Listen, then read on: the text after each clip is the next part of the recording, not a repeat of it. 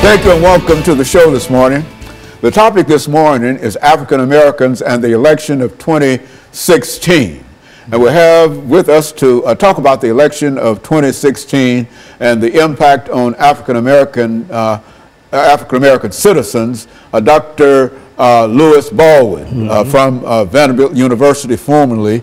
And of course, Dr. Baldwin, you're retired now and doing great work, going all over the world, talking about Dr. Martin Luther King. And I think we've said time and time again that you are the greatest Martin Luther King scholar in this nation, primarily because of your scholarship in reference to doing it. And that's why we simply call upon you time and time again, because not only are you familiar with Martin Luther King, but also information that is contemporary with Dr. Martin Luther King. And I want to say publicly how we appreciate you and for the information that you're giving, and I know our audience feels the same way. But let's start off this African Americans and the election of 2016. Dr. Baldwin, having you make a few statements in reference to your background, education, and experiences. And then we'll have that second segment and third segment to talk about the impact of the election of 2016 on African Americans, or vice versa. That's right. You see, and so let's do it from that perspective. Yes, well, I'm a native of Camden, Alabama. I grew up in Wilcox County, Alabama, which is known as part of the Alabama Black Belt. I grew up there in the late 40s and the 50s and early 60s, was exposed to much of what went on in terms of the civil rights movement in the Alabama Black Belt, and that instilled in me, I think, a deep interest in politics. As you well know, the civil rights movement was about not only the advancement of civil rights, but also about political rights, economic improvement in the black community, etc. So I was introduced very early to those kinds of values. Grew up in Camden, Alabama, attended the public schools in Camden, Alabama, graduated from Camden Academy High School in 1967. And in the fall of 1967, I matriculated at Talladega College in Talladega, Alabama, and at that point, 1967 to 71, I not only majored in history and minored in political science, I was also involved in some of the demonstrations at Talladega College. So I graduated at Talladega in 1971 with a degree in history, went to Crozer Theological Seminary in Rochester, New York, was there for 3 years in the Master of Arts program, also received the Master of Divinity degree from Colgate Rochester Crozer Seminary, and from there to Northwestern University.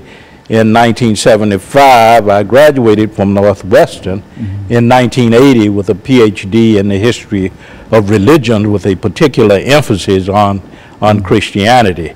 So that was the beginning of my interest in American politics, and particularly the impact of American political values and systems on the African American community. Very good. And so, Dr. Baldwin, listening to you, I can see the same trail that I took in terms of making it. And I, as a matter of fact, you graduated, you became a professor at Vanderbilt University. And I think that I was one of the first African-American students to attend Vanderbilt University after I finished my degree. And so I knew you quite well, and of course I knew all of the folks that you know from Vanderbilt University, from Kelly Miller Smith, et cetera, et cetera. And so I can say that you've made a tremendous contribution, but you also helped the university and the Divinity School make an even greater contribution in terms of the African American experience. And I simply wanted to say that so that people will know that in a real sense you've made a tremendous contribution. Now you brought with you today a book, Dr. Baldwin, and let's talk about that book. Yes, that book, of course, is part of my effort to contribute to the continuation of the struggle through my scholarship. Dr. King always said, Martin Luther King Jr. always said, that education is a major component of the civil rights program.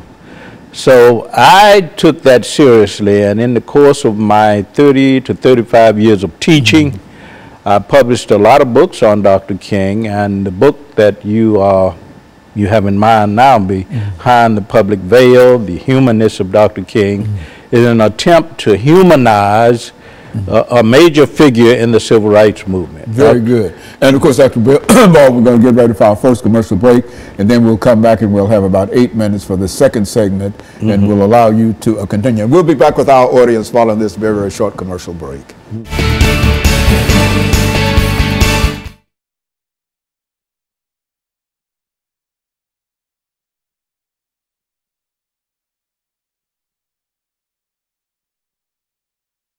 Well, you know, we've been sitting here for 35 years. Yeah. You were a student of August Meyer. August Meyer, that's right. That's right. That's as a matter of fact, I got to Vanderbilt because of August Meyer. Did you? He was over at Fisk teaching. And he's no longer alive. No, he and Elliot Rudrick. Yeah.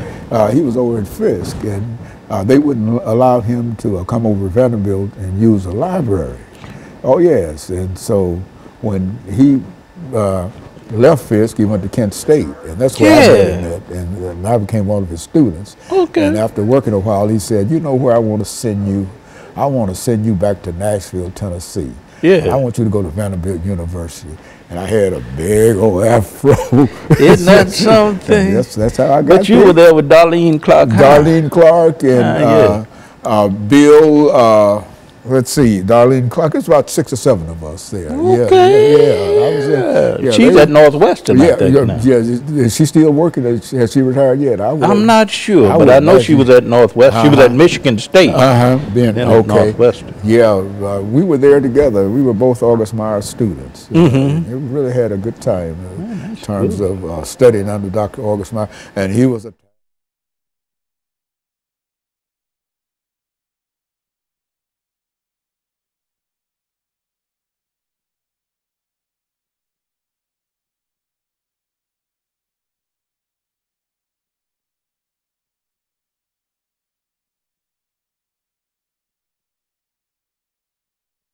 Thank you, and welcome back to the second segment of the show for today. We're talking to Dr. Louis Baldwin, and he's talking about African Americans and the election of 2016. Dr. Baldwin, let's see if we can continue this second segment by talking about some of the issues in this election that might have an impact upon African Americans and some of the consequences. I think that's very important. I would say that the issues confronting Black Americans in this election, of course, are the same issues confronting all Americans to some extent. We're very interested in education, very interested in jobs, in a living wage, you know, and also issues that have to do with child care, that kind of thing. But when you look at the Black community, you're also taking into account more specific concerns, such as the relationship of the African American community to law enforcement. We know the epidemic of police shootings over the last decade. So Black Americans have a specific concerns about how we might improve relations between the Black community and policemen, or the Black community and law enforcement. And we also have a concern about equality, racial equity in the criminal justice system. And I don't see those issues being addressed very much on either side. Of course, we vote democratically primarily, African Americans do. But if you look at the presidential debates, 2 debates that have occurred so far, very little has been said about the Black community's relation to law enforcement, and very little has been said about the criminal justice system. Well, it seems to me that very little has been said in terms of policy about many things. Exactly. With this election, but go on. Yeah, how do you deal with issues of poverty, for an example, in areas like Detroit and Chicago? How do you deal with gun violence? Essentially nothing has been said about that policy-wise. So what we're dealing with here is an African American community